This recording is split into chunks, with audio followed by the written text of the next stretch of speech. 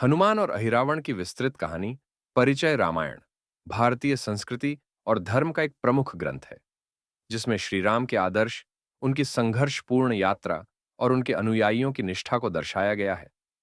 रामायण के युद्धकालीन प्रसंगों में भगवान हनुमान और अहिरावण की कहानी अत्यंत रोचक और प्रेरणादायक है।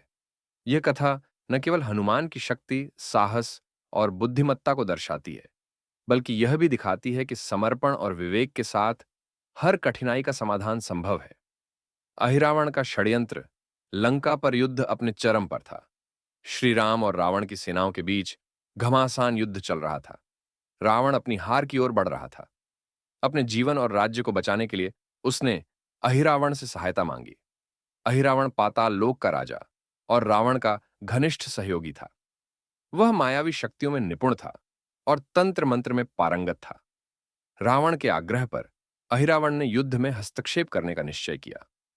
उसने एक षड्यंत्र रचा। अहिरावण की योजना थी कि वह श्री राम और लक्ष्मण को छल से बंदी बनाएगा और उन्हें पाताल लोक ले जाकर बलि चढ़ाएगा।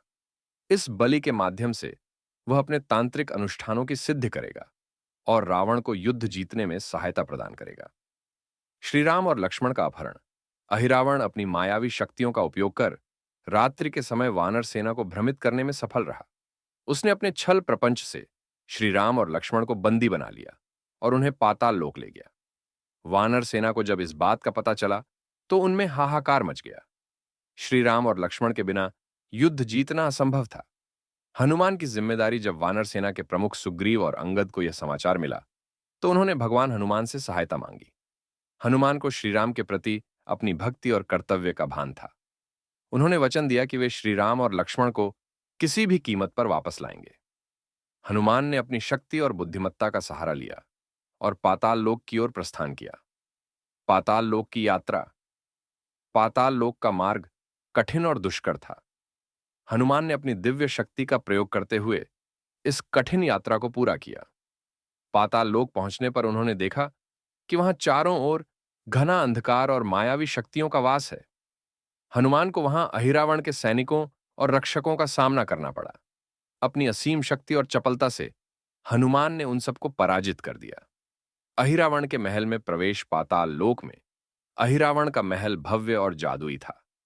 वहां हनुमान को यह पता चला कि श्री राम और लक्ष्मण को बलि के लिए तैयार किया जा रहा है।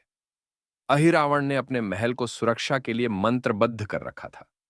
कोई भी वहां आसानी से प्रवेश नहीं कर सकता था। हनुमान ने अपने रूप बदलने की क्षमता का उपयोग करते हुए एक छोटे जीव का रूप धारण किया और महल में प्रवेश कर गए। पंचमुखी हनुमान का प्राकट्य महल में हनुमान ने देखा कि अहिरावण ने श्री राम और लक्ष्मण को मुक्त करने की शर्त रखी थी। उसने कहा कि यदि हनुमान एक साथ 5 दीपकों को बुझा दें तो ही वे उन्हें छोड़ देगा। लेकिन वह जानता था कि यह असंभव है, क्योंकि पांचों दीपक अलग अलग दिशाओं में थे और उन्हें एक ही समय पर बुझाना कठिन था। हनुमान ने अपनी दिव्य शक्ति का परिचय देते हुए पंचमुखी रूप धारण किया। यह उनका विशेष रूप था, जिसमें उनके 5 मुख थे। हर मुख ने अलग अलग दिशा में एक दीपक को बुझाया। इस प्रकार उन्होंने अहिरावण की योजना को विफल कर दिया। अहिरावण का वध पांचों दीपकों को बुझाने के बाद हनुमान ने अहिरावण से युद्ध किया। यह युद्ध अत्यंत घमासान था। अहिरावण ने अपनी मायावी शक्तियों का भरपूर उपयोग किया, लेकिन हनुमान की ताकत और बुद्धिमत्ता के सामने वह टिक नहीं सका। अंततः हनुमान ने अहिरावण का वध कर दिया और पाताल लोक के भय को समाप्त कर दिया। श्री राम और लक्ष्मण की मुक्ति। अहिरावण का वध करने के बाद हनुमान ने श्री राम और लक्ष्मण को मुक्त किया। उन्होंने श्री राम को अपने कंधे पर बिठाया और पाताल लोक से बाहर लाए। वानर सेना ने हनुमान के इस अद्भुत पराक्रम और समर्पण की भूरी भूरी प्रशंसा की। शिक्षा और प्रेरणा। हनुमान और अहिरावण की इस कथा से कई महत्वपूर्ण शिक्षाएं मिलती हैं। 1. साहस और समर्पण। हनुमान ने अपने साहस और श्रीराम के प्रति अपनी भक्ति से यह साबित किया कि कठिन से कठिन परिस्थितियों में भी संकल्प और समर्पण के बल पर विजय प्राप्त की जा सकती है। 2. बुद्धिमत्ता और विवेक। केवल बल ही नहीं, बल्कि विवेक और बुद्धिमत्ता का उपयोग भी हर समस्या का समाधान है। पंचमुखी रूप धारण कर दीपकों को बुझाने का उनका तरीका इस बात का प्रमाण है। 3.